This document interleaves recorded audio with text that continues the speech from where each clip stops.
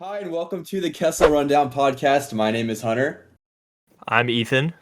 and we are two big Star Wars fans talking about everything and nothing at the same time. Yeah, we've been hanging out, and most of our friendship was predicated on some sort of fandom in middle school, and we Very just true. going to movies together and just texting every once in a while, like, oh my gosh, can you believe the Kenobi news, that kind of stuff. We're excited to bring this podcast out, and it's going to be a place for exploration of things deep and shallow in the canon. We think that Hunter is a there's a more dive deep into the comics kind of guy, and uh, I enjoy that stuff, but I don't have the knowledge that he does. So this is going to be a cool dynamic. We'll just bounce ideas off one another, and the listener, you'll be able to kind of explore with us as we get this thing going. So Awesome. That sounds good. I also want this podcast to be like just two friends talking about Star Wars, hanging out. Hopefully, the person listening to it can feel like the third friend. Just sitting in and listening, and hopefully later on, just putting like their input in. Because I love talking about this stuff. I could talk about it all day. I can probably teach a history class over just the history of Star Wars, and that's it humble of you. yeah, very humble. I'm the most humble person I know, actually. So I thought for this podcast we can start out with a little news segment because we are the Kessel Rundown. It's in our name. Just about the stuff that happened this past week, and of course we've had some very big news happen this past week. And then go gradually onto what topic we're going to talk about today. And I believe the big topic we're going to go about on is just the Book of Boba Fett, all the chapters and what we thought about it and everything. Yeah. That the series wrapped up. Was it a week ago today, right? It was Tuesday nights they were putting out episodes. So Yeah. for Hunter, it was Tuesday nights. For me, it was Yeah. Wednesday afternoons. But Yeah. so we just wanted to recap. I'm sure if you're listening to this, you probably heard every of Good and coverage bad thing. over the series. Yeah, good and Yeah. bad. But we just wanted to take a fresh look at it, and now that it's been a while since we saw the last episode, and just kind of reflect on worked from like a film and TV standpoint. Just storytelling. Um, I definitely have a passion for that, but also Hunter, knows the ins and outs of the canon better than anyone I know. So we'll be also looking at elements like introducing certain comic book characters and stuff like that, and how that's going to play out in the long run for the Disney Plus shows. So Exactly. Well, this is also the Boost Hunter's Ego podcast, it looks like. apparently so. Yeah. I mean, don't discredit yourself. Like, whenever I'm talking about stuff like deep in the lore, you can really connect with that too. Like Crimson Dawn, it's not really deep, but like to the average viewer, I mean, not really anybody knows about Crimson Dawn other than like the Solo movie. we Like I yeah, remember going to see where we saw was like one of our first kind of bonding moments with Star Wars was when the Rogue One trailer came out. I remember freaking out I think we were in English class, and yeah, 10th just grade. yes, yeah, and just went crazy over the they weren't dark troopers, but the stormtroopers walking in the ocean that ended up being in The the Death movie for like Troopers, half a yeah. second. Yeah, Yeah. yeah. Um, I can hear that but siren, the yes, yeah. yeah. It's one of my favorites for sure. So we'll get into the canon that's around that and how disappointed we were Yeah. that Kira didn't show up and Oh God. all that. But Yeah. I thought maybe we could before we get to the Boba Fett stuff. I We know can there just was go to some the recent news. news, yeah, Yeah. that Star Wars put out, so we can get There to that. were. I made a Google Doc file, so if you see me looking toward the right or left, whichever direction, it's because I am looking at that. I'm not just spacing out. So let's go to the first piece of news. It is Obi-Wan Kenobi. So we now have an official date and an official poster for the Obi-Wan Kenobi show. It's debuting on May It's 25th on Disney Plus, and that is the 45th anniversary of A New Hope. So they planned that pretty cool. So on Wednesday, February 9th, I we received thought a it. poster for it. I thought No, it you're might be good. a coincidence. I thought the No, date might be a coincidence. it might have Who been. knew? Yeah. It might have been. Um, So the poster, interesting. Yeah. Yeah, so the poster, not much to go off of. It just shows Obi-Wan in the desert, walking on a sand dune. But eagle-eyed fans have seen him holding a lightsaber, and people are thinking it's Anakin's lightsaber, which makes sense. He would have it, right? He picked it up on Mustafar at the very end of the battle. He Oh man, I could picture Ewan McGregor throwing the blaster away and being like, "Oh, so So uncivilized," uncivilized. and but he does the opposite. He picks up Anakin's lightsaber, at the end of that same movie. Yeah. And obviously we see him in New Hope when he's giving it to Luke. He Yeah. gives the whole speech about the That would dark make days or whatever. sense. So um, Before the I dark I times. wasn't surprised to see him have the lightsaber. I didn't think it was like a major thing. Mhm. And you see in the lettering of Kenobi, it looks like the eye is the shape of Obi-Wan's lightsaber. Yeah. That, as far as we know, he has up until the point that he Yeah. is killed by Vader. So, Yeah. Did Vader spoiler fix it, alert I if you haven't believe. seen New Hope. Uh, Yeah. You're about 45 years too um, late on that. You yeah, deserve a spoiler if you haven't seen it. So I thought I'd go into the cast list right now, and I apologize in advance if I butcher any names.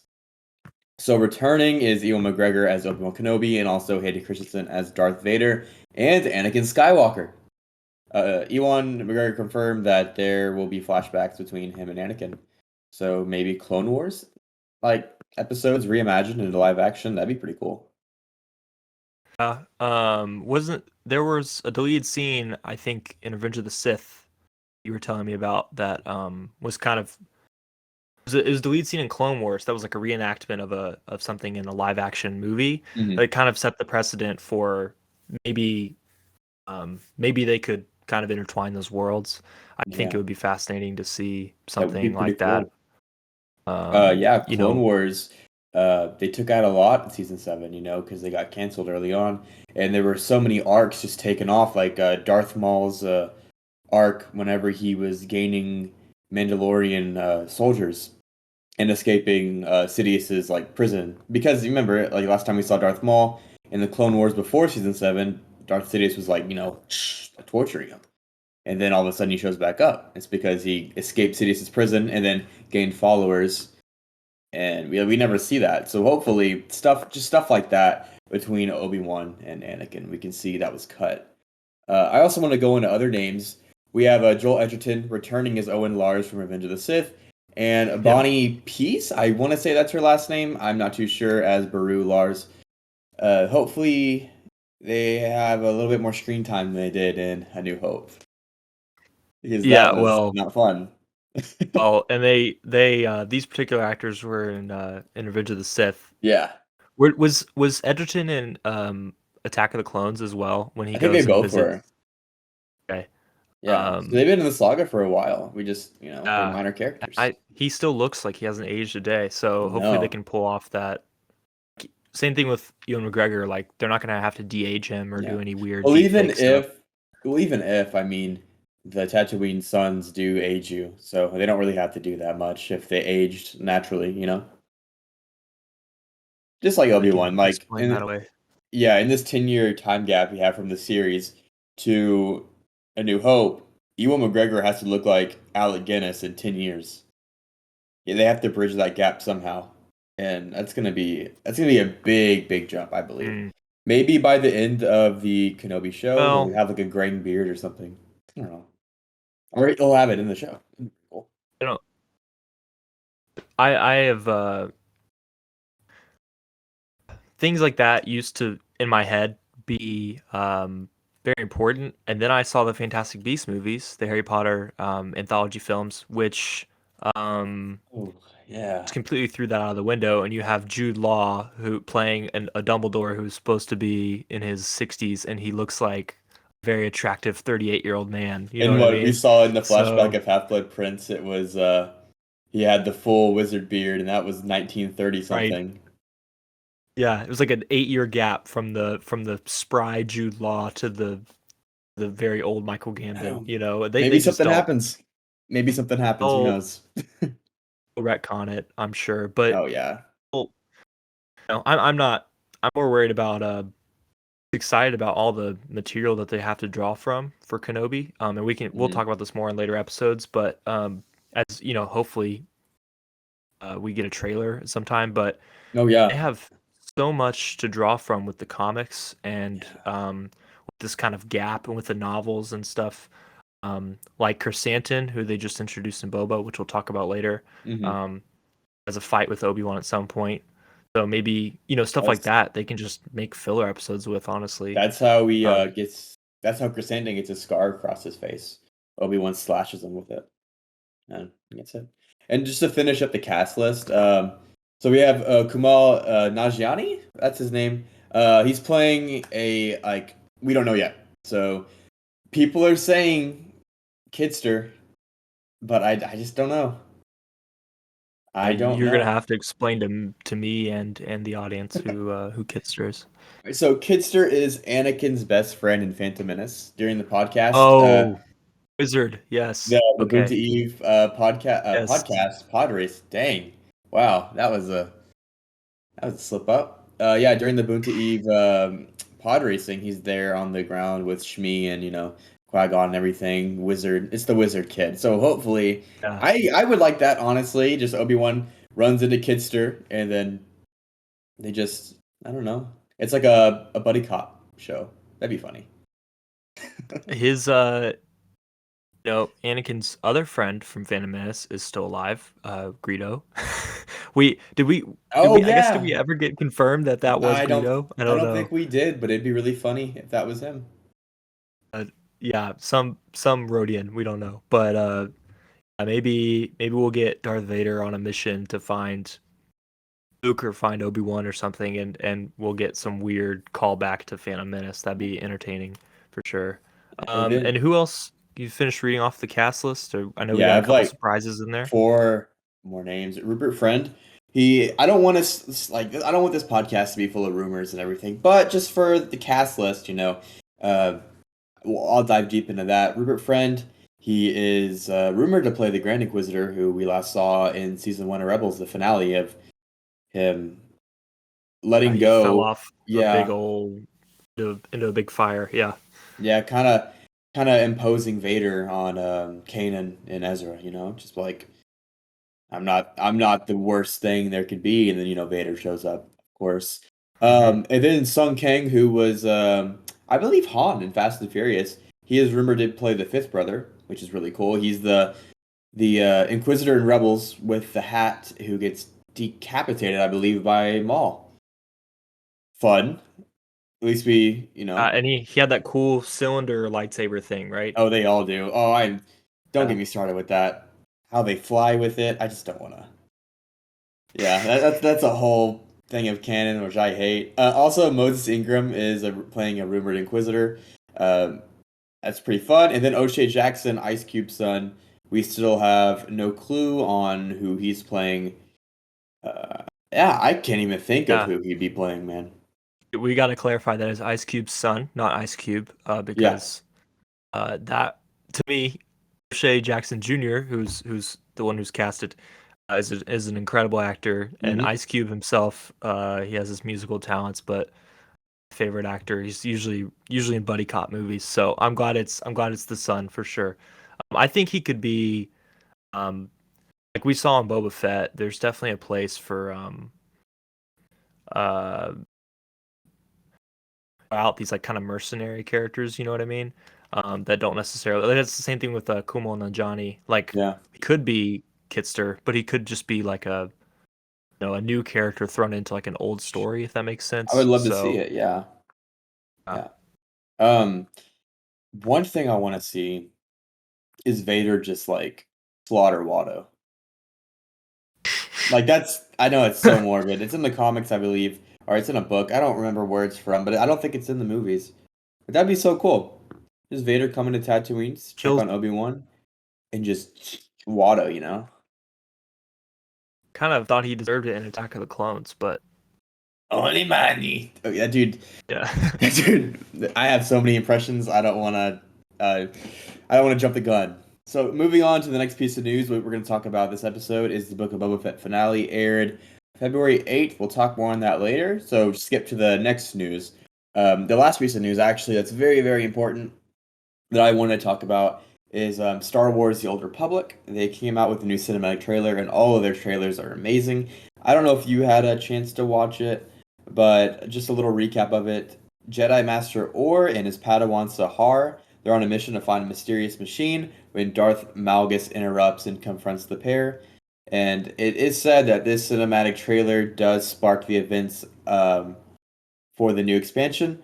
I have never played it, but after we talked a little bit last night. After we did that, I downloaded the game. It's free, and I played about 2 hours of it, and Oh. it's really fun. It's really fun. So I'm excited to see where that goes to. Yeah, so Now that's we the need news. a Really. Darth Malgus spin-off Ooh. anthology something. I don't know. Well, he He's is an canon. interesting character. So Yeah, yeah, after Disney takeover, I know there were some yeah, people worried about that, but yeah. yeah, he Revan is canon. Malgus is canon because they're mentioned in the Rise of Skywalker. So there you go.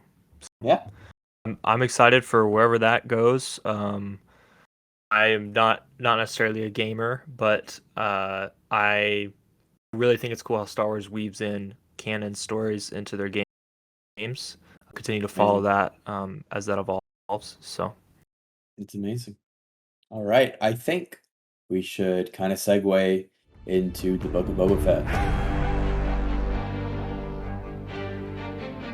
and we can probably go by chapter, and Boba Fett. describe Boba Fett like a bantha, kind of make baby banthas, kind of go over what we liked, what we didn't like. I guess we just start off with chapter one, Stranger in a Strange Land. If you want to take the floor, what you liked about it, what you didn't like about it. So it was like 31 minutes, I think. And I remember it being a very like a taster. And looking back at it from the end of the story, um, kind of a first few episodes didn't really pay off in the end. I felt like there was No, yep, I loved the Tuscan stuff. As we'll talk about in chapter two, um, the Tuscan Raiders storyline for me was some of the most emotional and well done storytelling that Star Wars has ever done. I thought it's the beginning of that interaction, and we saw this in Mando in the Mandalorian season yeah. 2, I Yeah, believe. season two, episode one, and they were defeating the When Crate Dragon. you see him brushing the bantha's mouth with the gaffy stick and stuff like that. It's like Yeah, kind of there's kind of more. redeeming these native peoples from what I guess we can look at now as kind of like an unfortunate um, fiction in the early Star Wars movies. So um, I really loved Yeah, that stuff. I love the idea that their land is being encroached upon, which we'll get into when we talk about episode 2. But start off with Boba coming out of the Sarlacc was, I for loved all the it. series faults, totally sick. I loved it. When he wakes up to see the super who's clearly dead, he Hmm. steals his oxygen. We don't know how long he's been in there. That's another complaint I have with the timeline. We'll get into that later. But the blasting the fire out, crawl out of the Sarlacc. The Sarlacc's like dead. We think. We find out in episode 4 Or that it's not. yeah, But really enjoyed that because and we like it's just left up to the imagination. Like, how long has he been in there? Has it been a day? Has it been a week? Is the barge is we see the barge broken off to the side, right? yeah, Um, how is Luke off world yet? We don't know. You know what I mean? hmm, It could be like 20 minutes after the Return of the Jedi. Um, yeah, so I really enjoyed that. Uh, and his little interaction with the Rhodian when they're tied up to the stakes, and yeah. he's like, "Hey man, I can get you out of here. Let's work together and escape." And the guy's just like, "No, No, I'm no, good. I'm good. I'm good with dying here." And yeah, and I guess we learned later that the Tusken that he was fighting with was a female. Um, Yeah, but I really the love the warrior. start of Yeah, that. I really love the start of him and the Warriors' relationship, kind of like teaching, master and apprentice kind of deal for the first couple episodes. Yeah, I So, like that too. honestly, a lot of it is they did a really like, interesting job of setting up the landscape of the crime family situation. Hmm. Basically, it wasn't as bad as like somehow Palpatine returned, but they kind of were just like, "Oh, Bib was bad. You'll be good." Yeah, and Yeah, just that was it. So, um, I I don't know. I loved the first episode. I thought it was a teaser for for the rest of the series, definitely, and the second one was definitely my favorite, if I have to say. definitely. I would say chapter one to me was a really good taster, really good appetizer. But I wish they explored a little bit more on things because season two still isn't guaranteed. And so I think they kind of went into this story thinking we have a season two. We can explain more later on. I just wish they would expand on a little bit more uh, Boba's motives on becoming a crime lord, which Yeah. he really isn't a crime lord. He's a more like a king. He's really Like not in at the anything. I end, no, mean, he and doesn't. then yeah, he's just kind of there ruling, and I guess we'll get more into this as we go down the chapter list. But I guess I'll stop talking about that. I will talk about what I liked about the episode. Yeah, the Sarlacc pit was amazing. I loved how he dug out of there. And in my head canon, I think that stormtrooper was probably a stormtrooper from A New Hope. Whenever they were looking for the escape pod, he just fell into the Sarlacc pit and he's been there ever since. I think that'd be really cool. Um, Honestly, I don't think he was in there for that long. I think maybe longest, maybe an hour, because I know you can't really um, like regain consciousness. You can't keep it because the Sarlacc is sucking your nutrients out just over time. I want to say he was in there for maybe about an hour or something, but it could be completely different. I love the way he dug out of there. I wish we saw. I know I told you this. It's very morbid, but I wish we saw Jabba just in the background, like dead or something. Yeah, And then Boba yeah. makes like a remark about it or something, because like that would spark something. Be like you like him talking to Jabba's corpse or something, just seeing it and laughing or being like, you know how he said that he was tired of like idiots telling him what to do. Him seeing Jabba's Yes. corpse could be a really good motivation to being like, I can probably do this on my own, or I can do this differently. Um, he could do it while living and not ending up like Jabba, something like that. I don't know. I'm not a screenwriter. Right. I'm not a screenwriter. Also, one other thing I liked was Garza Thwip's Sanctuary. I think that was really cool. Um, I kind Shribo. of yeah, Max Rebo. Oh my God, yeah, the Return of the King. Yeah. um, Uh, I kind of liked Garza Thwip's. I thought she was gonna be a villain at first.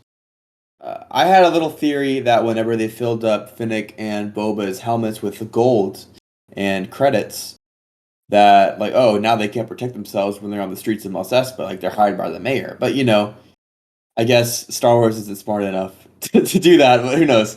yeah, Who the knows? the the Thronesian kind of thing, the Game of Thrones kind of Yeah, avenue for that I would have been that Fwip was a plant by the mayor to learn as much as she could about Boba, which I think it kind of hints that she had been reporting to the mayor a little bit. a little bit, but they But never go on about it. the interesting thing, hindsight, could have been um, Pip has her own ulterior motive for wanting Mhm. a specific person to control the syndicate or Yeah, whatever, and that Boba gets in the way of that, and so he's fighting a war on three fronts kind of thing, instead of just the Pikes, yeah. I wish they made Um, her a three-dimensional character. I Because Jessica Biel is such an amazing actress, and I don't know, just to see her kind of just become a cameo in Star Wars, it sucks. But it's whatever. It's whatever. It's done. yeah, It's done.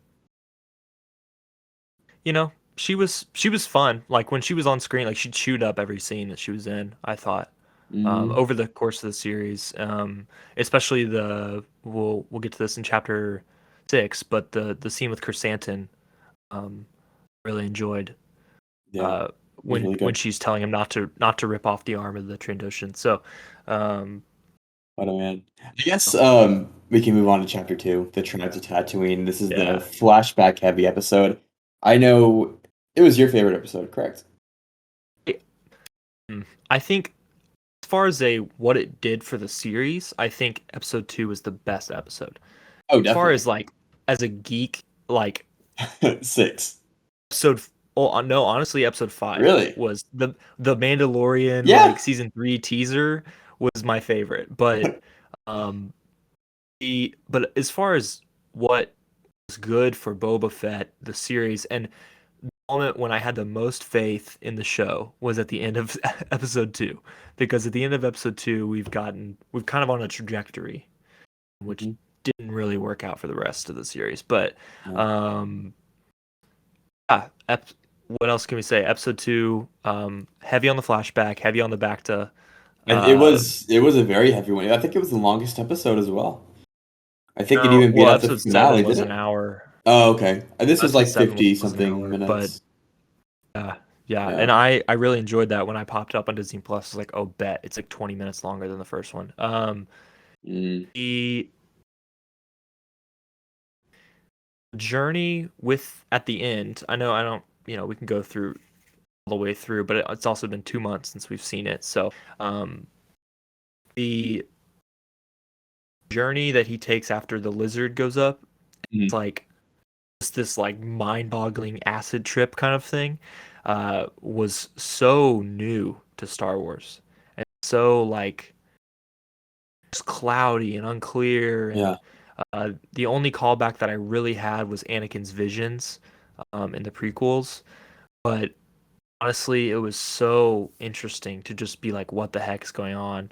And that exploration, the potential that was there for exploring Tatooine as a water planet and what happened to the Mhm. planet to make it into the Dune Sea, to make Tuskens go into hiding essentially from the humans and from the whoever else was on the planet, um, and what turned this planet from a like thriving, um, you know, cultural and environment into like this kind of dead planet just full of crime.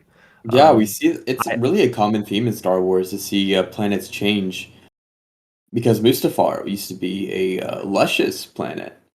We see in Vader VR. I don't remember the name of it, but it's the VR video game. Whenever you're in Vader's castle, they explain the backstory of Mustafar, and also in episode 9, we see Kylo Ren fighting on Mustafar, and trees are growing. So it's kind of changing with oh, that's right. everything. Yeah, I forgot I about that. That was a really that was the best part of that movie. best It's the opening first whenever he 3 minutes. Yeah. slides back and just all right, slow motion. Oh man, let's not get ahead of ourselves. Also, chapter 2 introduced the Pike Syndicate. I don't believe this is the first time we saw them in live action. We saw them in Solo when they We went to did. Kessel. Look Oh, name drop. at that little whoa, little I think tie-in. there was some doubts or remarks about, and I think this is superficial, but about looked different than the Pikes from Solo.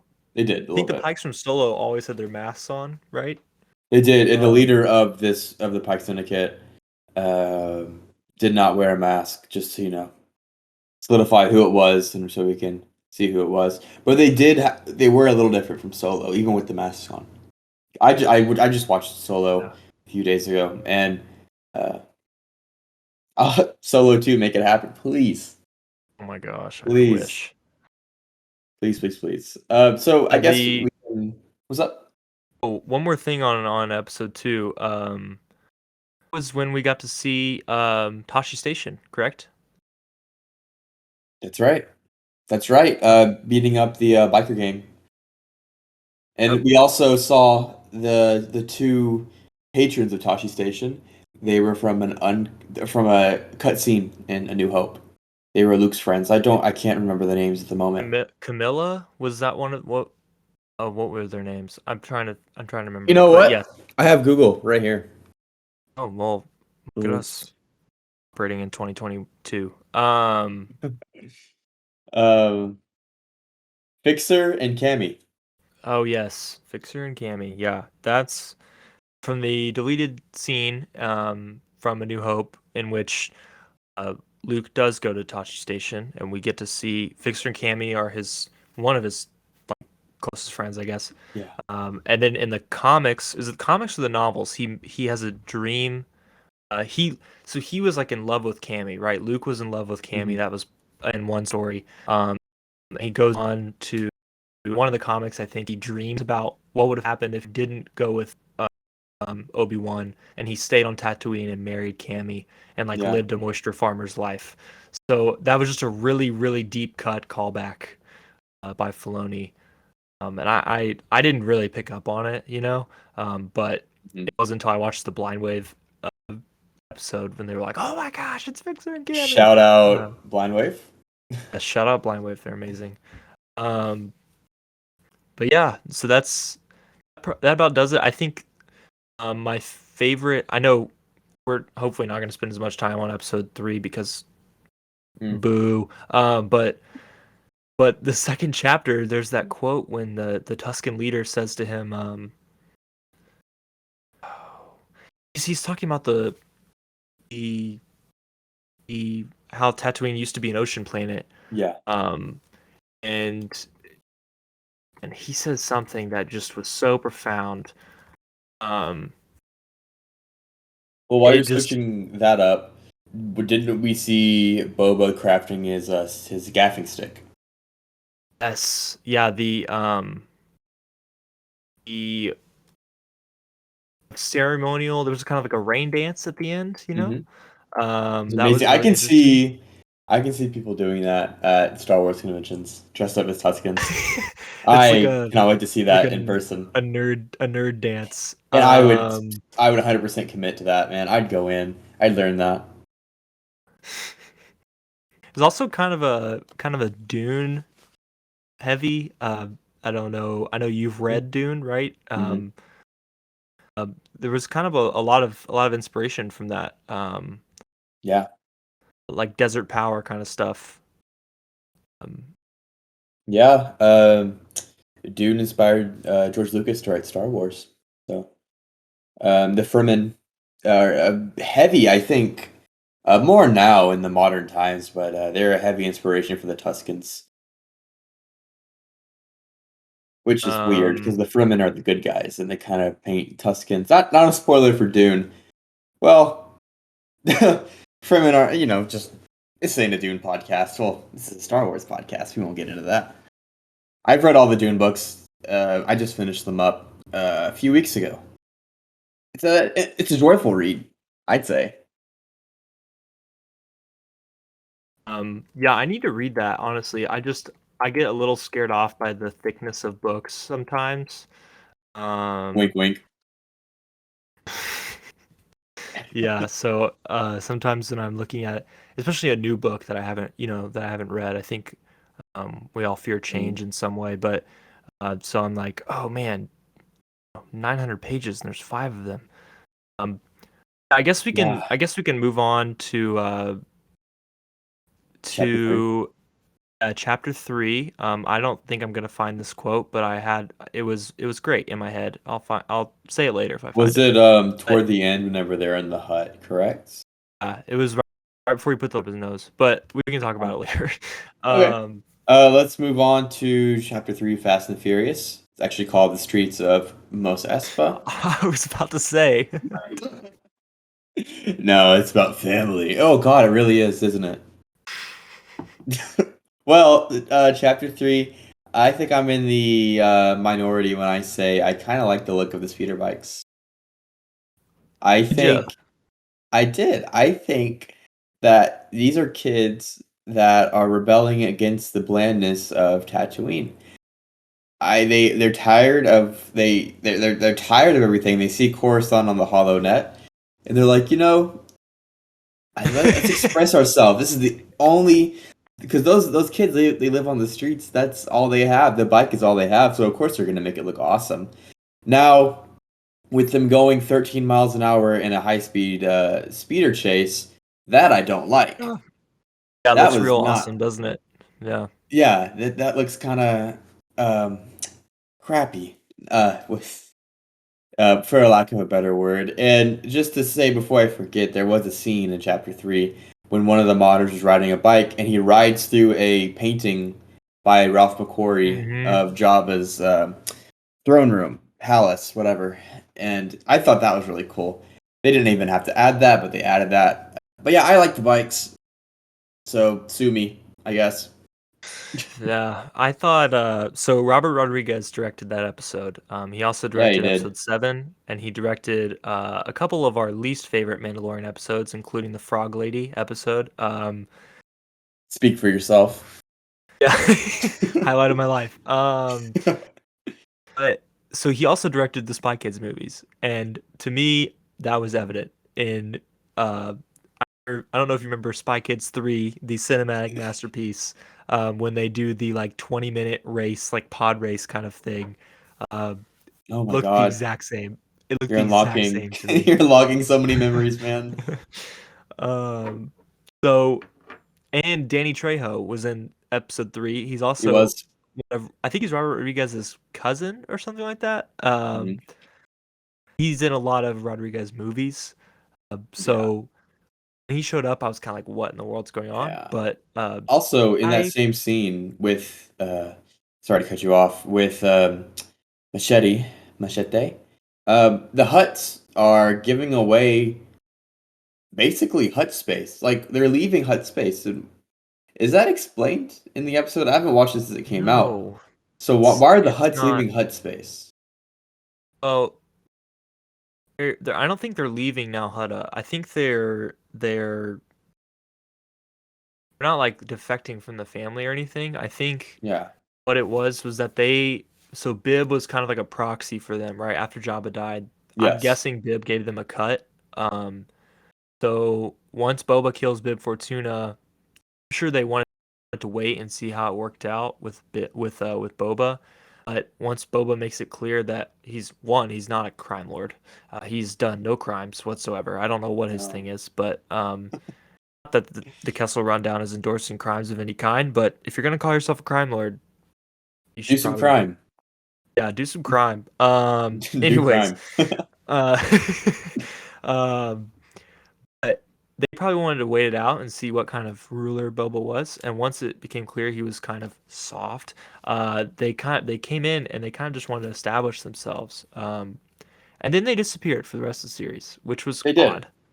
And I feel so They sorry for their carriers, you know? Yes. So we live in Star Wars. We ostensibly this is a universe of technology, and the Hutts are equivalent to billionaires, right? They are like the mafia. They have so much money, they're Yeah. burying it in the ground like Pablo Escobar. Um, and they can't buy a floating like mat. They have to have these poor humans and other creatures. They were all mixed. Um, Yeah. support them. And like there's definitely not enough. I mean, we don't need to get into the nitty-gritty of the engineering behind this. There's definitely not enough support to hold them up if they each weigh like 500 pounds. But they were those guys were like quaking under the They mat, were. and I just felt And so bad. And also, they just they had another to carry them thing. all the way from Mos Espa. Like that is I miles after the of episode, I travel. looked up how many miles it took to get to Jabba's palace from Mos Espa. It's 80 miles. That's I can see them starting maybe a week ahead and then walking a week in the desert just to make a entrance, just just to make a hut entrance. I believe they use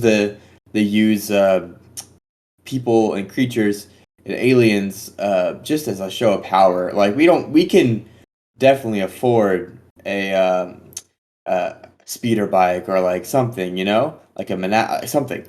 But they're they're not above using manual labor to show off, hey, we can own you. Like we're slave traders. We can definitely just command you around, do whatever we want to you.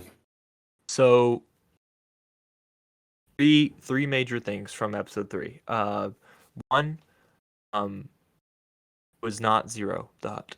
Oh man. Unfortunately, yeah, I don't think it was because the voice is different. No, and he died during Clone Wars too. I think You're Bane killed right. him.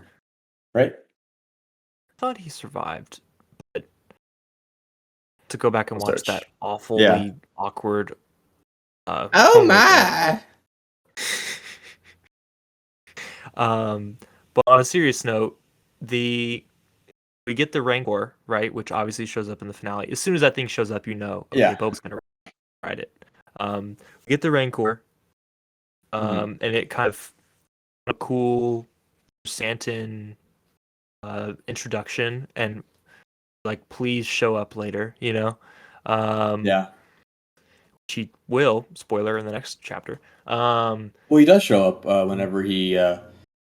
Is that chapter 4 or is that chapter 3? I think chapter 4 when he beats up Boba Fett. Okay. Anyways, the most major takeaway, I guess, from chapter 3 is that the mayor is on the run.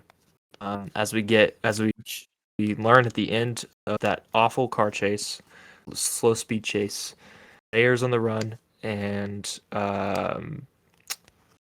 they have the major domo in custody, I guess. Um, okay, you're gonna have to remind me. Was the Chrysanthemum down thing in this episode? I want to say it was chapter 3, but I can search it up, honestly. And also, I did search up Zero the Hutt's death, and it was by Cy Snoodles, the singer. She kills him because they're lovers, and then Cy bang shoots him. Like Oh yes, yes, yes, why? Yeah, and then yes. yeah. I also want What? to He point did. out the same voice actor for Zero is the same voice actor for Cad Bane. You serious? Um, I think so. Corey Burton? Yeah. Oh yeah. Oh my gosh. The range Oh on that yes, dude. we talked about that. Yes. On.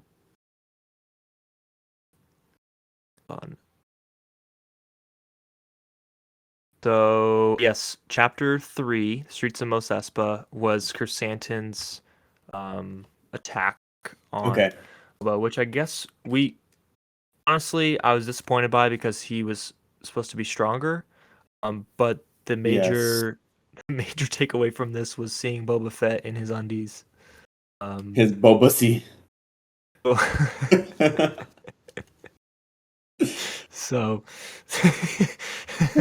so it was a strange scene, but it was one that was terrifying because he comes out of the Bacta and it's like Yeah, Santa's like take him out of yeah. the tank. But I was watching it with my girlfriend, and I was kind of I was of course I was watching it with my full intent, but she was on her phone, and I kind of screamed a little bit when Chrysanthemum showed up. It was just out of excitement, out of fear, out of everything, and I've never seen someone throw their phone so hard, and just in fright. But yeah, that was a really cool scene to see him show up like that. And I gotta give credit where credit's due. Um, the mods really held their own a little bit. I mean, they grew up on the streets, so I guess they're kind of used to scamming people that are bigger than them and different aliens. So who knows? Who knows? I I kind of would thought that Finnick was going to be a antagonist in this because how would Finnick let because it wasn't Finnick on guard duty or something? How would Chrysanthemum get past her? But again, that's another plot line. I guess they just didn't want to go off of. I thought that'd be really cool because Finnick is still a mercenary, isn't she? yeah, yeah, she's not like super loyal to Boba. We can get into chapter 4 now because that kind of connects. Yeah. Um, uh, we see kind of how their relationship started in chapter Hmm. 4, and how they came to know each other. Obviously, we knew in Mandalorian, season 1, episode 5, the Gunslinger. We knew that Finnick was left for dead after Cobb Vanth shot her. Was it Cobb And or was it? I thought Cobb was the one that shot her. Maybe it was No, Mando. Maybe you're no, it right. was was that was it the one kid? Because Cobb wasn't introduced till season 2. It was that one kid, right? I thought it was Cobb. I thought that was the episode when we learned that Cobb had armor. No, we learned Cobb was introduced in season 2, episode 1. That's when we learned the armor. Okay. Remember he met that bounty hunting kid at Mos Eisley. Oh yeah, yeah. That honestly not my favorite episode of The Mandalorian, but No, no, um, but that was when they were like, okay, are all these gonna be fillers? What is this? yeah, But yeah, so we saw in the Gunslinger episode, Finnick get left for dead, yeah, and we saw Boba's boot. Right, that was the end of the episode, and everyone freaked out. And we're like, oh my yeah. gosh, Boba Fett!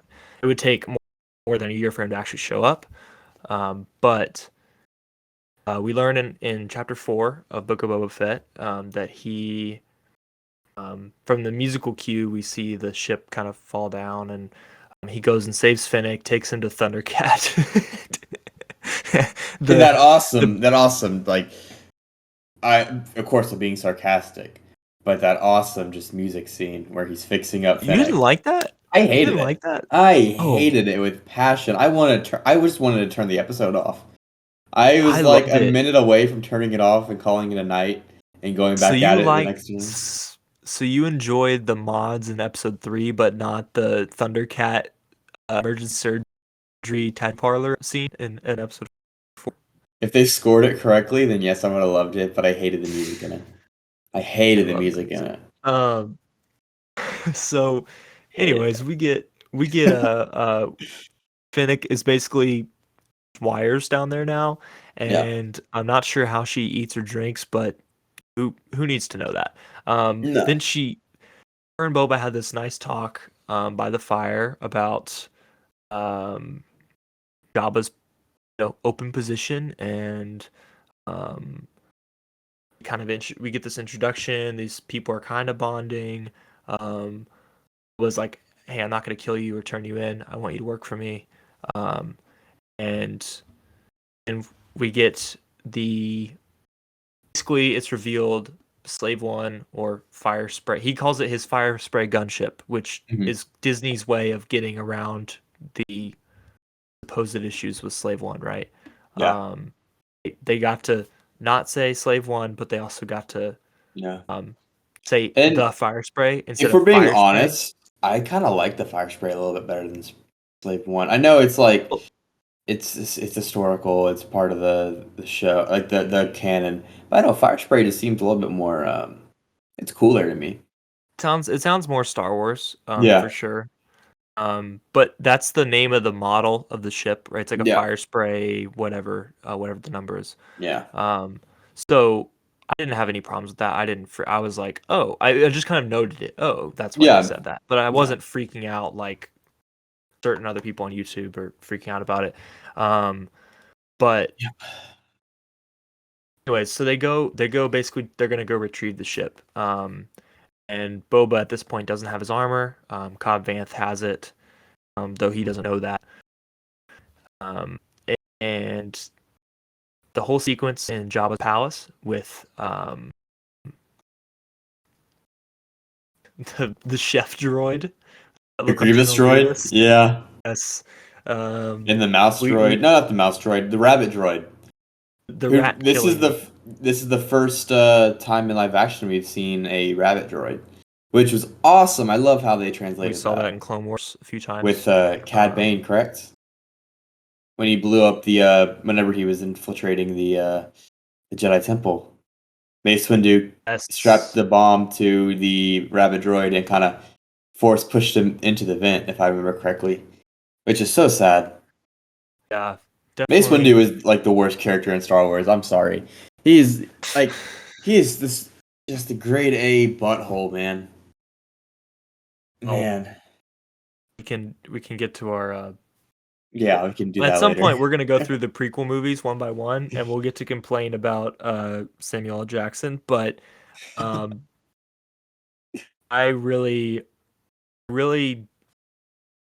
enjoyed the Jabba's palace kind of infiltrating because it felt like a Mandalorian episode a little bit. It did.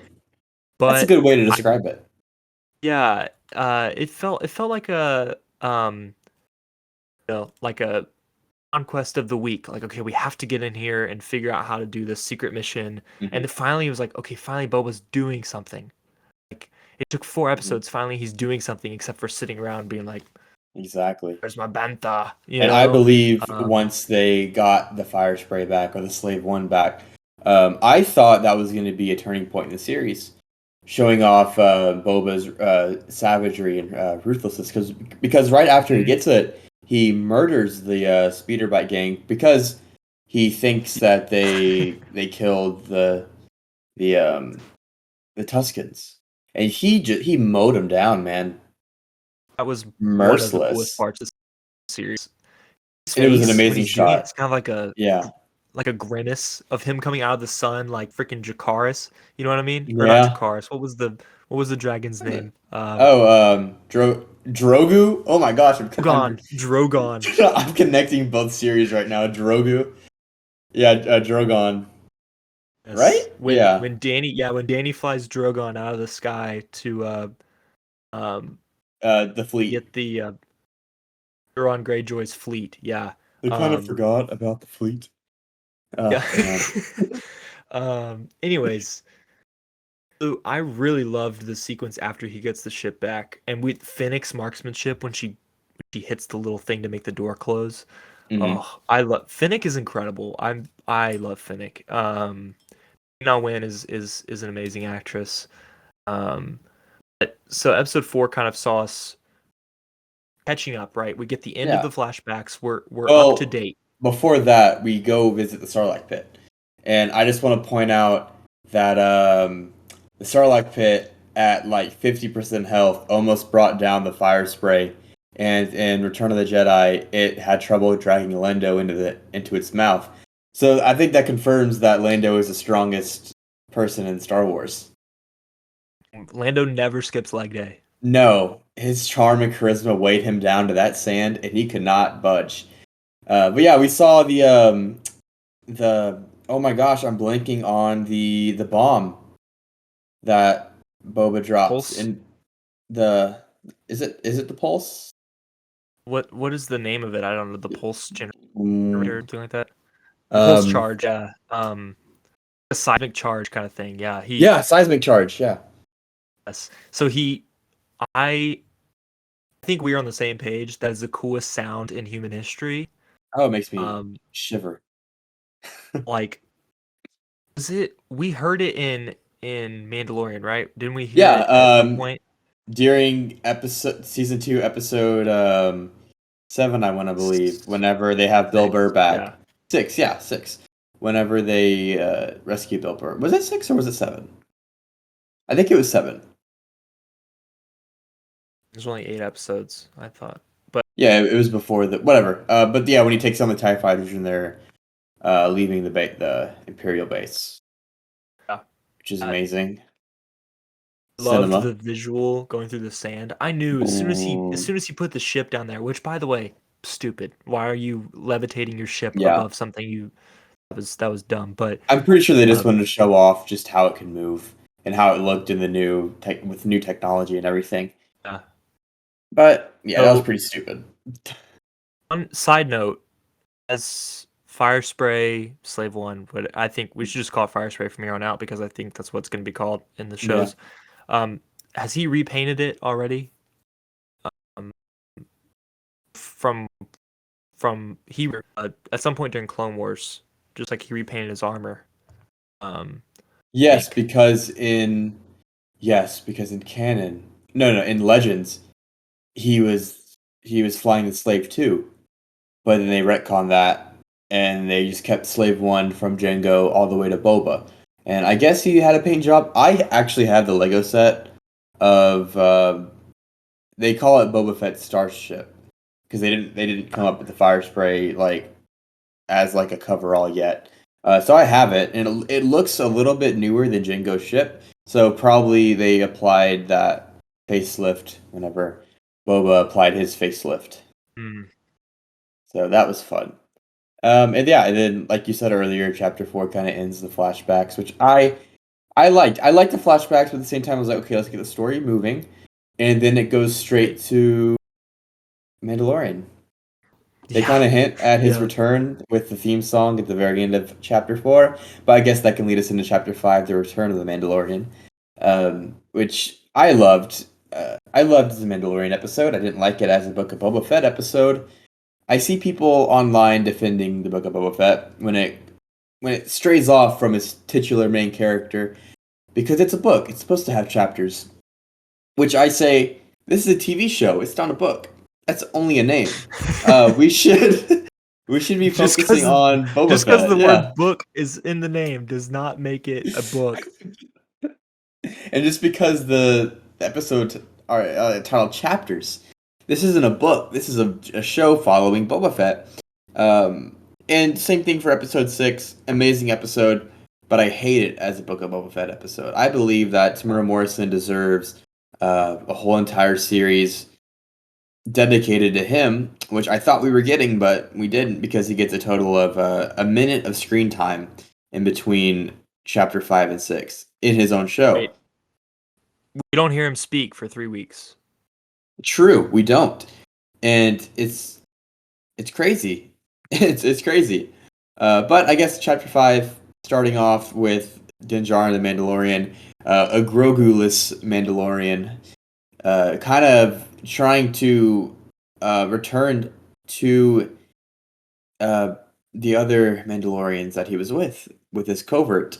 And we see him with the Darksaber trying to wield it, but as we see in Rebels season 4, or season, it's either season 3 or season 4, I believe, when Sabine has the Darksaber. I know this is kind of spoiler territory for you because you have not seen Rebels, but just for the sake of, just talking about where the Darksaber is at this moment, Sabine trains with the Darksaber. She has trouble with it because it's weighing her down. I like how they kept that with live action. So yeah, Din Djarin, he's having trouble with the Darksaber, and we see the brutality that Boba should be showing when he cuts the bounty in half. Dude, That should have been I Boba. love That was that. amazing. Yes. I didn't think they were going to show it, but they did show it. And after that scene, when he tells them, hey, like, your boss, he has all the money in there, and they don't even touch him. That was awesome. And then we see the ring world, like the Halo world. That was amazing. Dude. I don't remember the name of the world, but I don't think they ever named it. Oh. I'm on Wikipedia right now. I was looking up something else. Let me jump over to the Boba Fett show.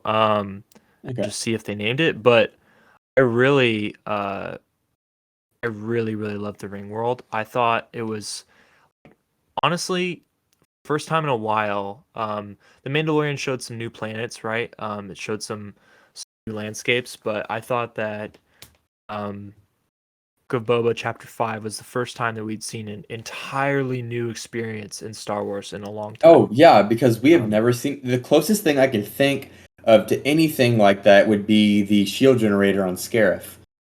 That's just kind of like a floating thing where people are above space, above a world. But yeah, this ring world, fully self-sustainable. You know what I thought of, actually? Was the... trade blockade in Phantom Menace. Is that legal? We're going into some really hot territory, my guy. We should. But you know what I mean. The Phantom Menace. The Trade Federation ships. The blockade, I guess. Yeah, the Trade Federation ships. The kind of circles. The Hulker class. I don't remember the name. I think it's Hulker class. But yeah, we see that, and then we see Din going down into the depths, almost like falling into space, which is really cool. Where we see the Armorer, we meet her, and Paz Vizsla. Vizsla, dang, I cannot say that name. And Paz, we can see, is kind of jealous of Din, because Din has the Darksaber and Paz wants the Darksaber, I'm assuming, because it belongs to Clan Vizsla. I cannot say that, man. Vizsla. It's just Vizsla. I'll just say Vizsla, Vizla. yeah. Because, the Darksaber, before Maul took it, it belonged to Clan Vizsla. So Paz Right. obviously wants it back. And also, Paz is voiced by, Favreau, um, right? Jon Favreau? yeah, Jon Favreau. Voiced by Jon Favreau. So I can kind of see Jon Favreau under the mask. But, of course, we don't see it because Din and Paz battle for the Darksaber. And of course, it's kind of like a stalemate until Din starts beating up Paz, which the armor stops it, and then declares Din that he's not a Mandalorian anymore because he showed his face. Yeah, So I you're guess, like, yeah. whoopee, I get to not be part of the clan of 2 other people. I guess in season 3 of The Mandalorian, we'll see Din struggling with that, coming to terms that he is not a Mandalorian when he tries to take back Mandalore. That's not a big plot point. They haven't revealed any plot for season 3 of Mandalorian, but like Mm. that's the only thing I can really think of because we do see flashbacks of the Night of Tears or whatever it's called. Whenever the Night of 1,000 Tears, yeah. Night of a Thousand Tears, where the K2 droids are just murdering Mandalorians, and we see the big bubble cities, shield cities of Mandalore being blown up by the Empire, of course. And that So, is, I assume, is whenever Moff Gideon obtains the Darksaber. so at that point, so Sabine, so the rundown of the Darksaber ownership at the point of when Moff Gideon takes it, because Mhm. Bo-Katan is given the Darksaber. She doesn't win Correct. it. So that's Correct. why they say that the curse is brought upon Mandalore because she doesn't rightfully own it. Correct. And So, so when Mandalore falls, who's in yes. possession of it? So, just a quick rundown of the Darksaber, starting from where it started in the Clone Wars and going from where it is right now, because this episode was so Darksaber heavy, just going into the lore of it. So we first see it in the Clone Wars, and I believe Pre Vizsla has the Darksaber. Maul challenges Pre Vizsla to it, and of course Maul wins. So Maul has the Darksaber, and Maul is in possession of it until Rebels. He has the Darksaber in a cave, and whenever Ezra and Sabine go to Maul's cave, Sabine, of course, takes the Darksaber and she tries to learn the ways of it, and then she gives it to, um, you know, she gives it to. I'm blinking. Tan? Yeah, she gives it to Bo-Katan. Bo-Katan did not win it in a fight. So whenever the Night of a Thousand Tears happens, I'm guessing they don't. I don't know, but Moff Gideon takes the Darksaber from Bo-Katan, and then Din Djarin, of course, defeats Moff Gideon in a fight and obtains the Darksaber. So Moff Gideon. Din Djarin is the rightful owner of the Darksaber. That's where it is right Well, now. Elder Wand situation. Exactly. Yeah. The Death Stick. You Hey, want to buy you some want Death some death sticks? Sticks? Really off topic. I watched Attack of the Clones the other day, and I realized I kind of look like that guy. I really want to Kind of cosplay. do. I really want to cosplay. I have thought about a little fake commercial of that guy. You know how Obi-Wan turned his life around. He was like, "You want to go home and rethink your life." You want to go home and rethink your life. Yeah. I believe in my headcanon that he started like a nicotine patch company for death sticks, and he is a spokesperson for anti-death sticks, and it changed his life. So good for him. Good for him. But yeah, so that's where Good the dark for saber good is. folks like Hunter. Exactly. So okay, so we found out our due to my very thorough investigation on Mm. StarWars.fandom.com, otherwise known as Wikipedia. Glavis is the name of the Glavis. ring world. Yes. Glavis. It goes through day and night cycles, which occur due to the sunlight that pass through the open loop. which we uh, see. and it has a consistent. This actually makes sense. It does have gravity because of there's an interior Mhm. surface. It's open, but there's like a There's a you're grab guarded field, by the probably. vacuum space, right? There's a gravity Yeah, field. So and we see Mando kind of like fall off that ladder. That yeah. makes sense because he's not just gonna float away. No, So there's a grab um, shield somewhere in there. But yeah. Then we go to after that. We see Mando travel to Tatooine and meet my favorite character, Pelimoto. I know it's not hater, your favorite character. hater. She's No, so she's annoying. so charming. I love. Okay, unironically, I do like You're my little Pelimoto. green guy. She's so That's a annoying. terrible name. No, she is a crucial part of Star Wars, which I see many spin-offs uh, in the future of Pelimoto and her romance Jawa with boyfriend. Yeah. exactly and her many romances of Tatooine. But yeah, we see that, and we see the Mandalorian receive a new starfighter, which is an N1 class starfighter from Naboo. He kind of tricks it out in his own way, and uh, he, sh- which we see a Womp Rat in Beggar's Cannon. He goes through Beggar's Cannon, of course, which is the pod racing track as well from Boon to Eve. Yeah, Really I cool really callback. loved that. I really loved that callback. I sometimes um like we're gonna get to an episode 6 with the training montage. Yeah, The callbacks can be a little heavy-handed, but I thought the this finally incorporating something from the much maligned prequels that I think both you and I really enjoy. Oh, I Episode Phantom and Menace 2. is top 3 for me. So Yeah, just seeing I that love those track, movies. yeah. Yeah. Oh, So I thought it was beautiful. I thought the N1 Starfighter, I thought it was realistic that once they fixed it up, it was fast as crap. Like, you know what I mean? Like it wasn't oh like my a it gosh. You was know, so fast. I was kind of worried after seeing the mods bikes in chapter 3, seeing how fast they were. I was kind of thinking once the Mandalorian took off in his N1 and he's floating over Mos Eisley, I was like, oh man, it's over. Like that is so slow. Like we don't because he does kind of go slow and then he hits the button and he flies off. Yes. Yeah. And When he runs away from the two yeah, Republic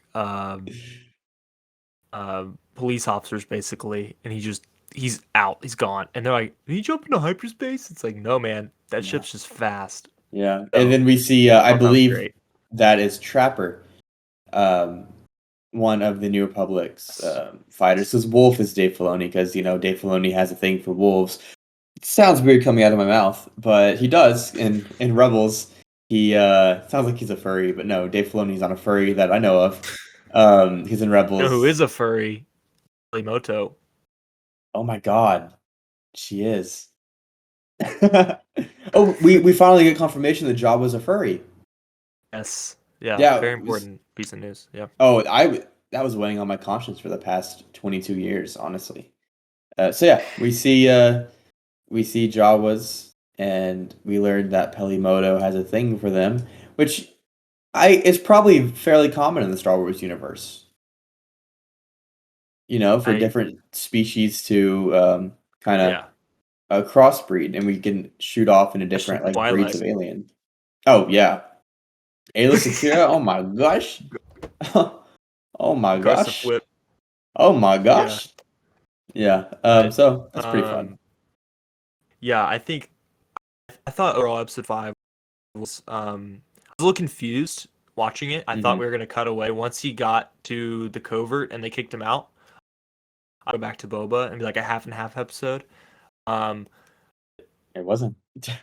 but I really enjoyed the episode as a Star Wars fan without looking at Boba as like a series. I was like, man, this episode's incredible. Um Definitely. Yeah. from a just continuity standpoint, I thought it was a bad move to go 50 minutes just totally away from the story that you're telling, Terrible move. especially when they followed it up with episode 6.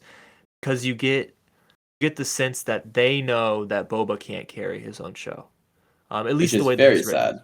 Yeah. At least the way that they've written Boba. They know that he can't carry 7 episodes, 45 minutes an episode on his own. So they Mhm. have to introduce other characters, which is fine. But if you know he can't carry it, then make a movie or don't make the series, because when you're 4 episodes in and you've got a trajectory and then you cut away for 2 whole weeks, Yeah. to basically make us keep watching whenever we're not really sure if the show is good, just because Grogu and Luke are in it. Hmm. That tells me a lot about what you think about your own work. Um, and I think this was a big case of Disney being like, we got to push content. Um, and I just didn't think the show worked.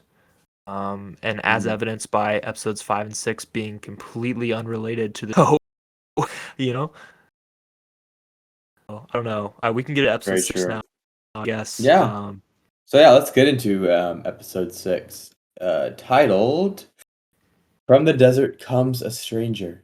And Sick title. I'm sorry. That was the coolest title I've ever seen. yeah, Like, yeah. So without diving into the end of the episode, I kind of want to start at the beginning of the episode. We see uh, Cobb Vanth kind of deal with the Pike Syndicate in his own way of like getting spice out of Freetown, which is Freetown now, not Moss Los Pelgo Pelgo. anymore. Yeah, Yeah. it's called Freetown now, which I kind of like. You know, they're kind of taking a name for themselves, and we even see later in the episode they have the belly of the crate dragon, the bones inside of the bar, which is awesome. I think it's really good world building. That's one thing I can say for this series. The world building is exquisite. Yeah. But yeah, we see R2D2 whenever the Mandalorian comes into the planet where Luke is building his first Jedi temple, which we see in The Last Jedi, burned down by Snoke, who is actually Palpatine. Somehow he returned. I'm gonna kind of shoehorn that into everything. But yeah, so we see R2D2, and he leads Din Djarin kind of to a bench, and Din Djarin is Is looking this for a Grogu. bench? How long am I going to Yeah. be waiting? Yeah, that was a great moment. Yeah. That was a really great moment. And then Um, we see Grogu, of course, with Luke Skywalker, and my God, man, they did an amazing job with that. like the deep fake? The deep fake. They had to hire a guy from YouTube. Yeah, I heard that. I Yeah, heard that. and it really looked amazing.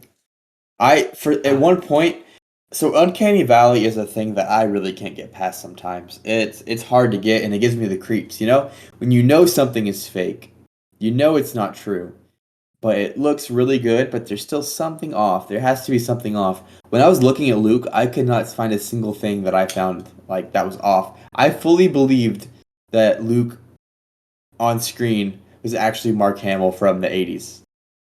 You trusted it more than I did. I thought the Really? upper part of his head, the facial expressions, like his eyes to me were kind of dead. Really? Um, his, I thought the facial expressions were not believable. Like, there's a reason they cut away from his face when he was talking Hmm. like 80% of the time. I imagine that is incredibly difficult to do with the animation for the mouth moving. Hmm. Um, Definitely, and I definitely. there's some deep stuff that we don't have time to get into about words that sit at the back of your mouth versus the front.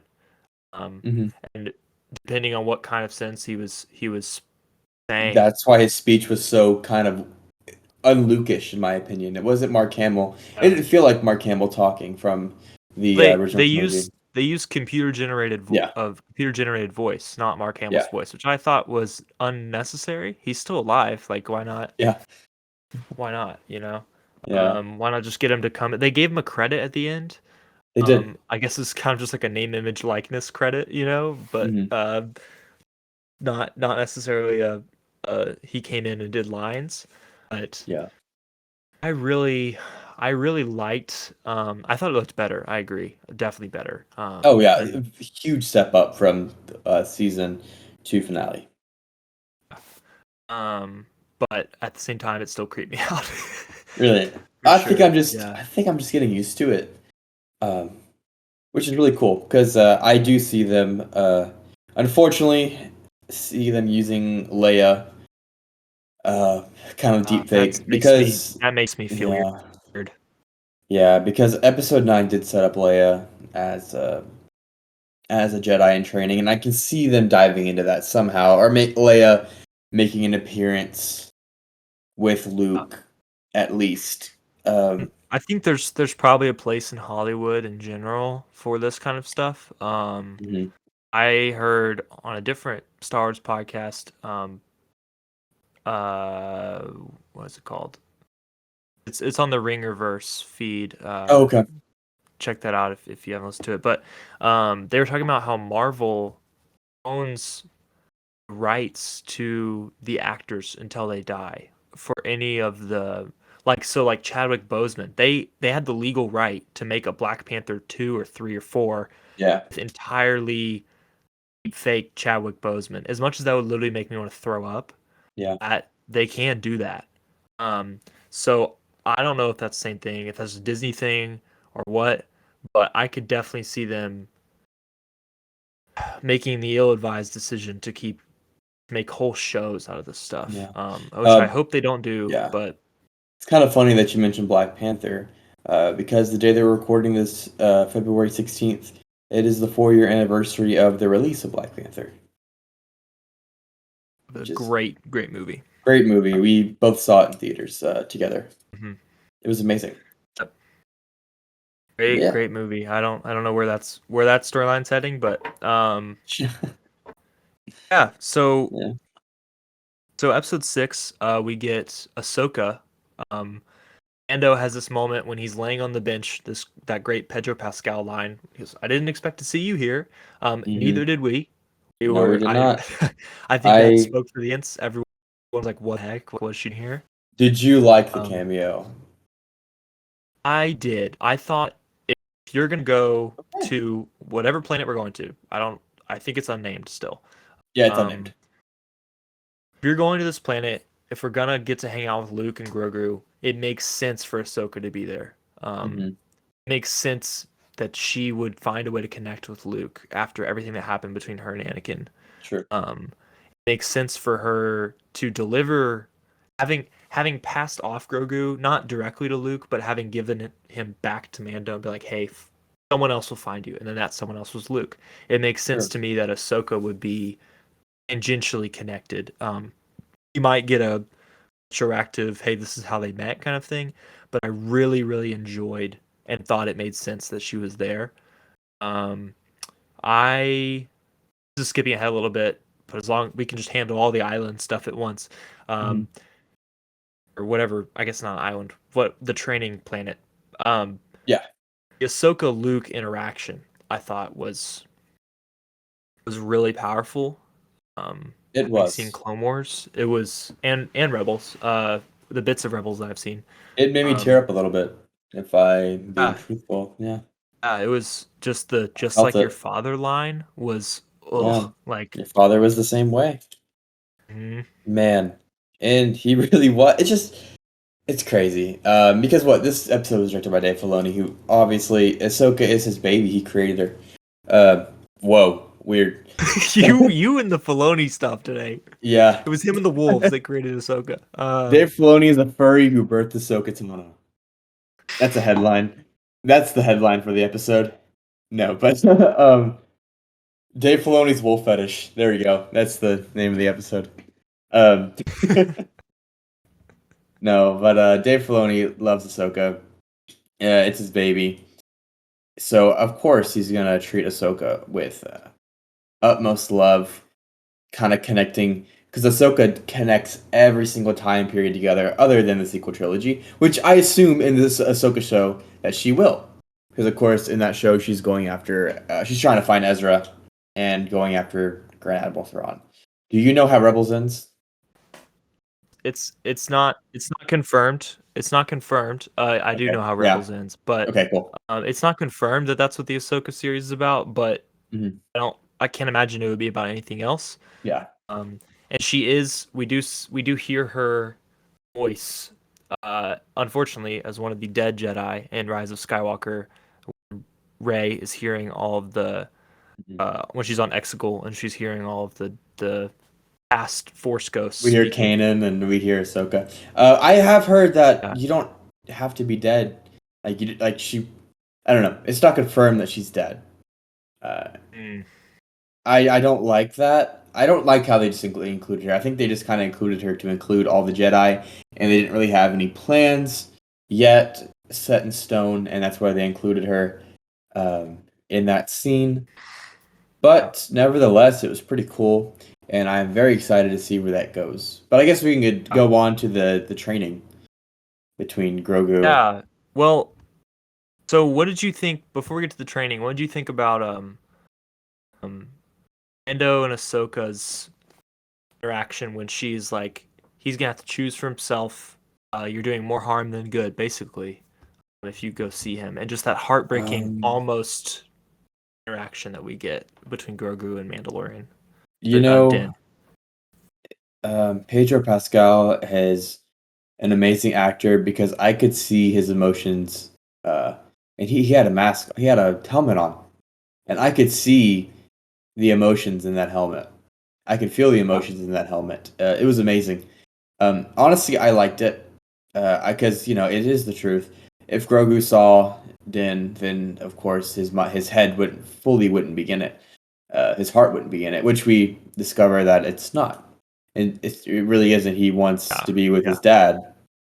He wants to be with his protector, his master. His Eddie's friend. boy. Yeah, yeah. For lack of a better word, he wants to be with his dad. So Right. that's true. I did like it, and then going on with, did you like it? I did. I thought it Good. was true to the story of Star Wars. I Mhm. don't like the Jedi dogma of Mm, attachment versus duty. I think those things can go together. I think Luke true. literally saved the galaxy because of his attachment to his father. Um, Hmm. I so it's only right that Grogu be given the choice, and as we see in the finale, he chose Din With the best car armor, which we the, forgot to mention. with the Yeah. mithril. Yeah. um, you got the shirt. You got the. Oh, I love that line. That's my favorite line. But yeah. So what? So the training. So going on to the training. I thought it was a little heavy-handed True. on the front flip stuff and all For that, sure. but I really enjoyed the Luke comparing Grogu to Yoda, and it's The clear Order that Luke. 66 flashback. Oh well, we'll get to that. Yeah. But stall. It's clear Luke has no idea what he's doing. Luke has No, he never does trained not. anybody. He was trained for like 12 seconds, right? He was on Dagobah for like a month. Hmm. Uh, he's like, okay, how do you train a Jedi? Well, I guess I'll just do what Yoda Hmm. did with me. And so he's just making Burger do the exact same stuff, which cracks me up. Yeah. What did you think of the training? So I completely agree with you. He was on Dagobah for such a limited time. He doesn't really know how to train anyone. Uh, Right. that kind of explains why he wanted to, murder his nephew. But he's just not a good teacher, in my opinion. He's not the greatest Yeah. teacher. He's an amazing Jedi, but he's not a great teacher. And we see him get frustrated with Grogu, and we see his New Hope. I want to go to Toshi Station, pick up some power converters. We see his sassiness come out just a little bit whenever he's like, "Come on, like you can jump higher than that. Like that's all you got." And that's not what a teacher does. And we can see that. We can see the hubris of him trying to keep up the Jedi dogma of no attachments, and we can see how that fails horrendously um, in a few years. But yeah, I like it. He's not a great teacher, but he tried to combine all the things that he was taught into one, and obviously it didn't work. Um, Right. but yeah, and then uh, I guess we can move on to um, Well, I guess the next big thing to happen. So after the training, we mhm, pivot to the Mandalorian uh, flying into Tatooine. mhm. He you see him interact with the Gamorreans, which was a pleasant little like 3 second, like I'm here to see Boba Fett, and they're like, Yeah. and they let him in. But he comes in, and we see Boba finally, first time in 2 weeks, doesn't speak a word. Uh, they're nodding. Really Yes, adhering to the original trilogy, you Boba know? doesn't talk. Um, Bantha. um, but we kind of get this like round table, very Star Wars battle plan kind of scene that Hmm. is in almost every movie, especially in the original trilogy. Um, Oh yes, oh yes. so we get to see the layout of the land and who controls what sector. In Hmm. fairness, things that should have been said in episode 1, 2, that finally we're not seeing till episode 6 of who controls what territory. Um, That is weird. and Yeah. yeah, so we finally get ostensibly series is about Jabba's old kingdom and Boba taking over as crime lord. Hmm. It takes 6 episodes for us to get a layout of who is in power around Jabba's old palace, where the power structure stands, who Boba's potential enemies are. That takes 6 episodes. So that Hmm. that part was a little frustrating to me as much as I love the episode. Hmm. It's like, oh, okay, great. You're trying to shoehorn this in at the very end after you gave us all this True. It's cool. almost like an afterthought. Right, exactly. It Yeah. is. Boba is an afterthought on his own show, which really makes me sad. Hmm. Because he's like one of my favorite characters of any ever, like in anything. Um, Yeah. so, anyways, so we get that whole discussion. And as we'll see in the next episode, for some reason, Chrysanthemum is put in the Trandoshan territory, I which did you not think will be understand so that. smart. I didn't Uh, understand that at uh, all. in this little bit, we see who just strategizing and stuff, and then they go to Freetown because Mando's Hmm. gonna go recruit Cobb Vanth and his men to come help them fight. And his Finally, very, very snarky deputy who's in over his annoying head. Deputy Scott. Yes, Deputy Scott, that's his name. that's his name. Yes, Oh it was his name. my Uh, Atlanta. Rest in pieces, Deputy Scott, the most annoying character in the history of Star Wars. You can't park Um, there. yeah, Man, what a legend. and so Mando goes to find Cobb Vanth, and I loved their scene. I thought it was Hmm. better than most of the rest of the series. Was them just talking, basically just kind of catching up, like, "How are you? Yeah, hey, how are you? Oh, you lost Hmm. your armor," and he's like, "I see that we both lost something we cared about." Yeah, Like, it's this very like intimate, but just kind of like, man, I don't have my kid with me anymore. yeah. And Cobb's like, yeah, the armor was part of my identity for a long time. They're I both don't have very my armor vulnerable at anymore. that point, you know, they're Right, sharing. exactly. Yeah. So they go to the bar, they talk. Then, I think we were all expecting, okay, Cobb Vanth's he's gonna come with his men, eventually. Yeah. And then the big one. Then after The Mando big leaves, one. we get the greatest reveal in television history. I screamed like a 4-year-old girl. I was so excited. Oh, I can't even talk about it right now. I'm still And like ecstatic. I love that they never said his name once. Oh, No, and desert his comes a stranger, his right? presence was just that crazy, you know? That he didn't have to say his name and everybody freaked out. Everybody that I know freaked out. But yeah, so Cad Bane came in from the desert and he shot the sheriff and he killed the deputy. Uh, um, Deputy Scott. Deputy Scott just, wiped off the face of Tatooine, unfortunately. I was expecting a spinoff. Which I is would sad. I would not watch that. Oh, I would watch it with 100%. Him just walking around different planets in Star Wars, being like, "You can't park there." I love it. Um, but yeah, Cad Bane. At first, I didn't like how he was represented in live action, but it's warming up to me. Um, there's a ghost in your room. Look back. What the heck? Heard something and I just freaked out. Cad Bane. But yeah, Yeah. he shoots Cobb Vanth in the arm, which is not a killing blow. Doesn't make any sense why Cobb Vanth decided just to pass out from a an arm shot. But yeah, and that really sparks the weekday bartender. I forget his name. It really says like, okay, we're really gonna roll into Mos Espa and we're gonna defend this place because With our we owe a 8 debt. people. And they're single shot laser rifles. Yeah, we're gonna bring the equivalent of like 6 pioneers with their muskets, and we're gonna come into modern warfare and try and hold our own because we We're want gonna to defend Mos Espa. It's like, all we're right, gonna thanks. bring 6 sickly Victorian children into the Star Wars universe, and we're gonna come with bow and arrows. But Um, yeah, yeah. that So was the fun. Cad Bane, I there were many complaints about how he looked. Um, I know you were a little bit off. You were Yeah, like, why is his face shaped like that? I he thought he threw was me off a little scary. bit. Oh, I thought terrifying. Yeah. the teeth when they Oh showed his man, teeth. Corey Burton too.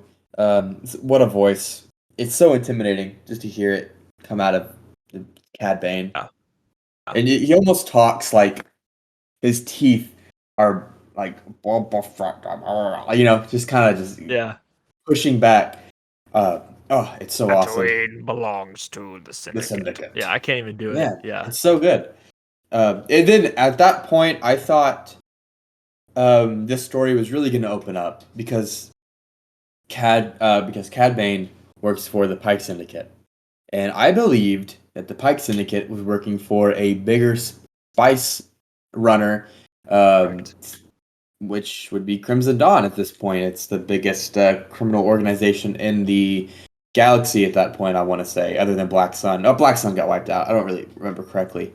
Oh, Yeah, it was the biggest. When Maul died, Yeah, ostensibly Black Sun went with it. I think I've said the word ostensibly 12 times in this podcast, but it's okay. um, Make it it's a 13. great word. Anyways, yeah. So let's talk about what our expectations were going into the finale versus what we actually got, because I Yes. think we can probably agree that the finale was a little disappointing. Um, Yeah. I fully I believed that. Sorry to cut you off. I fully believe that we were going to see Kira, because it is in canon that she is alive in this time. There's a recent comic book run called the War of the Bounty Hunters or something like that. Whenever all of the bounty hunters in the Star Wars universe kind of fight over Han, who is frozen in carbonite. They kind of fight over him, and Kira is a huge player in that. So that kind of solidifies, hey, she's still around. She's still cooking. So, I thought we would see her at least once, maybe in the finale. I kind of expected Bosk to show up because I think that'd be a good foil to, not a foil, it would be a good mirror to Chrysanthemum. To see Chrysanthemum and yeah, Bosk really just fight, which is kind of like a summary of the whole entire Wookiee and Trandoshan just rivalry. Um, that'd be cool to see come to a head. And I honestly wouldn't mind if Bosk kind of bit it if he was even in the series in that episode. Chrysanthemum coming out on top. Um, but yeah, I fully expected Kira. I fully expected Bosk at least some point. Uh, I kind of had really low hopes to see Han, maybe Alden Ehrenreich, just kind of pop up and show up because at that point in canon he is a resistance general, but he's still running missions out, and still if Kira's there, I'm pretty sure he would. I don't know, kind of it's see New her. Republic time Yeah, at this time, so we don't really know what Han's doing. yeah. Um, Well, we do see in Battlefront 2, in the very, very short campaign of that game, he's kind of meeting with Maz Kanata and everything. And Han has a beard, which is really off-putting. But he's a resistance general, New Republic general, I mean. And he's, he's, he's still kind of his old self, though. He's running missions with Chewie, doing things like that. I want Han to come back. I Hmm. didn't want a big like America Civil War thing. I just wanted like I wanted Kira, not just because of Amelia Clark, but because of um just what it would do to kind of tie in. It would do a lot to tie in Solo movie, which feels like the only thing that hasn't Amen. been tied. Yeah, Um, um, I hear and that. Crimson Dawn. Crimson Dawn is one of my favorite little like we see it in Clone Wars, we see it in Hmm. Solo. Like it's this very powerful organization. That Hmm. I think would be a great kind of like overarching villain for Boba to battle It rather than just being was Pikes. a You know, huge missed and that opportunity. right, I agree. Yeah. And then the other thing I guess was this is gonna sound weird, but I was expecting not to see Grogu Huh. in and Mando together. I was not expecting that, and I Me didn't either. want it. I Yeah. wanted because the end of season 2 is so emotional, and I was like, okay, the payoff has got to be at least a year. Like, make us wait until Mando season 3. Mhm. Um, but Well, it they was a kind of year. the way that they reunited, I didn't love it. No. Um, so that was those are my expectations, and I guess we can just quickly wrap up our Boba breakdowns. Episode 7 was In the an name of hour long. honor. Yeah. The Name of Honor, yeah, great name. Probably 25 minutes of it was a firefight, I'd say. Which is Um, pretty cool. It kind of reminded me of Rogue One a little bit, how they uh, had so much time dedicated to just battles, which is really cool. Um, they brought back the spider, the Droidicas, but kind of like what were they big called? old Jordicas, yeah. They were like scorpion droids. I don't really believe. I don't remember. Scorpion Sporkanek or something like that. Yeah, that's probably Scorpionic, yeah. Scorpionic droids. Yeah, and of course their shields have been upgraded since the Phantom Menace and Attack of the Clones. I love that. I love seeing that. How subtle upgrades in the Star Wars universe are shown. Um, then of course, Cad Bane. Wow, they really did that to him. They killed him off pretty quick. They really did.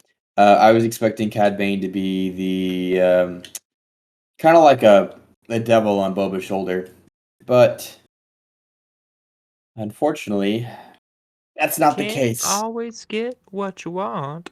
Yeah, Unfortunately. yeah. Yeah.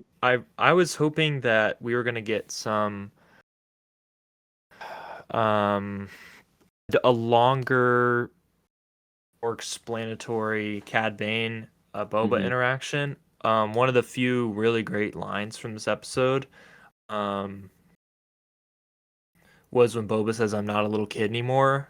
Yeah, Um, definitely. That because harkens it was like, back to the wow, yeah, yes, Prison Break episodes and Clone Wars yeah, and the that Aura unaired saying episode. stuff. Yeah. There is an unaired And the episode of the unair, Clone yeah, Wars. yeah. Yeah, where Cad Bane and Boba they have a little standoff. And originally Cad Bane was that's where he died. But obviously we that doesn't happen because he shows up in the Bad Batch and he actually fights Fennec Shand. That would have been a really cool interaction to see them kind of I don't know, go off of each other, but we never get to see that, unfortunately. That's how Boba gets the dent in his helmet, and that's how Cad Bane has that metal plating on his head because that's where Boba shot him. Oh, But there is hope for Cad Bane to still be alive. I know on Wikipedia it says that he's dead, but his little thing on his chest is beeping very, very slow. Uh, I don't think he's alive, but still holding out hope because I don't think they would be I celebrating if. so I think they put in all that work Mhm. to make him fit for live action. I think he's dead, but I think that they're gonna use him more in other We could like Kenobi. previous um we could see him in Kenobi, we could see him in Andor, we could see him in That blew my mind. We you know. could. He could be one of the main antagonists of Andor. Uh, Somehow. we don't know I don't know. anything about Andor. We We have don't know anything no. about Andor. Yeah. So Dude, actually, just today, I it, think some news dropped about Andor. I don't know what it is. I just saw a lot of tweets about Andor. We're filming on the 16th of February. So if any Andor news before comes out, major Andor news comes out before this is posted, then we're just really bad at timing things. Yeah. But yeah, we Um, have no idea what Andor is about, so I could really see Cad Bane being a big driving force in that show. yeah. Um, so obviously Boba brings out the Rancor. Rancor goes all King Kong, beats up the Yeah. droidicas. Then the stupid mods start shooting at him. He wreaks destruction and havoc on the poor innocent people of Mos Espa who are being put through this for no reason. And who Boba claims at one point at the beginning of the episode, he's like, "The people are looking to me." I'm like, "Are they? Do they know who you are? You walked around the town like twice. I don't. Do they know who you are?" Um, but but yeah, so now these people have to rebuild their homes while the victorious Boba and Finnick walk around at the end of the episode and just walk around. Everyone's like, "Oh, thank you," like kind of giving Mhm. hosannas, and they're like, Exactly. "Not really fit for this. You're not. And What was this whole series about?" yeah, It's that obviously that not fit last for line it. just threw me off. That last line and the last 3 minutes of the episode ruined the whole show for me. And what's the point? Why are we here? Why did I watch almost 7 hours of Boba Fett just to be like, no, I don't want to be a crime lord anymore. Then what? Then what Yeah. are you? What is your You never were. motivation Yeah. for anything? Exactly. Um, Maybe we'll look back on this series in a better light. That's what I tell myself about the sequels every day. Uh, it's still not happening. Yeah. It's I don't know been about that what, one. 3 years, 2 years since Rise of Skywalker, however long, and 3 years almost now, and I still just hate it. I'm like, you know what? I'll look back on it in a different light. Nope, Yeah. So I must be blind. macro sense, Go Boba Fett as its own contained show did not Hmm. work for me. It did It not. did not do the job that it set out to do, which was establish Boba as a character worthy of a show, a character worthy of carrying Star Wars canon on his back, and something to I that may not have been the original plan. If the original Hmm. plan is to connect everything. If we're doing an MCU type story, which it seems like Star Wars is going for, then Boba Fett did its job. Hmm. But the way that it did it was very rough around the edges. It wasn't well thought out to me. It had a lot more of the Rise of Skywalker feel than It did, the Clone Wars to me. Like a lot more of like we're rewriting this on the fly and we're just trying to cram everything possible into definitely. this. That's what it felt like to me. So I was a little disappointed with the series as a whole, but there were definitely like episode two, parts of episode four, all of episode five were like some of the best Star Wars I've seen in a long time. Um, I fully agree with that. it had its bright spots, but it definitely could have been better as a show from just a Hmm. film standpoint, from a TV standpoint. But it's prepped us for season three of Mandalorian. It's prepped Exactly. us as far as like in a negative way, I guess, like just getting us ready for something better. I think we all want Kenobi to be like the masterpiece. Um, I'm sure it will be too. so Um, what were your kind of like big picture thoughts on the series before we wrap up? Big picture thoughts. Just going over as a piece of Star Wars media, I believe it was 9 out of 10. Uh, we saw what we saw: Luke Skywalker, Ahsoka Tano, Fennec Shan, Boba. Um, we saw all those Star Wars characters. We saw a lot of how everything was tied up. We saw Max Rebo. No Max confirmation if he's alive Rebo. or yeah, if he's alive or dead. I really hope that he's alive and comes back in some big force. Um, Maybe he'll release a Christmas album. Who knows? A Life Day album. Not a Christmas G. album. He's like Cave Star Kenny Wars, yeah. G. um, yeah, as a piece of Star Wars media, I rank it high, 9 out of 10. As a Boba Fett show, it's literally maybe two. What did we So learn about Boba? What did we learn about Boba Fett? we You know what I mean? learned we've learned literally nothing about Boba. His He's really motivations. good with animals. That I learned. Yeah, yeah. We learned more about him in the Clone Wars than we did in his own show, uh, which is very sad in my opinion. But yeah, my overall ranking for the show is 3 out of 10. As a piece of Star Wars media, 9 out of 10. Um, what were your rankings again for like show and then? I'd say as a contained show, say 4. It made me care about the next episode Okay. enough to keep coming back. I thought that the cliffhangers were good, like even in episode 3, Good. which I thought was the worst episode. Like the mayor is off world. Oh no, we have to find him. I thought that was an effective way to set us up for episode 4. So I thought like a 4, 4.5. Predictable, but Very. as far as the Boba story goes, I as a Star Wars, like everything I could want as a Star Wars Mm-hmm. fan. I'd probably say like an 8.5 or a 9, honestly, because of the Okay. Luke stuff. I thought the Luke stuff was a little too much. Me, Luke is like sacred still. Wanted Yeah. less is more, in my opinion. Um, Very true. so I thought the last training sequence was a little too much, but it was also just still really, really fun Yeah. to see Ahsoka and to see the freaking armorer. My favorite dude, she's incredible. Yeah. Have a spin-off. Yeah, that character is right there, right for the taking. Yeah, it just overall wrapping up. This has me excited for the future of Star Wars because we have so many projects coming out. Just to name off a few: Kenobi in May, Andor whenever that comes out, Ahsoka. We have Acolyte, which I am so excited for. Takes place during the High Republic, and it's Acolyte. It's one of my most anticipated shows right now at the moment. Yeah, that's basically what we, Ethan and Hunter, have thought about the Book of Boba Fett. It was a swing and a miss, to put it in Yeah. sports terms. Yeah, swing and a miss. The Andor news you were referring to earlier, things. It got renewed for season 2 already. Okay. Um, Mm. and they got a composer for the score, and it was the Oh guy yeah, from Succession. Succession and Moonlight. Oh Uh, yeah.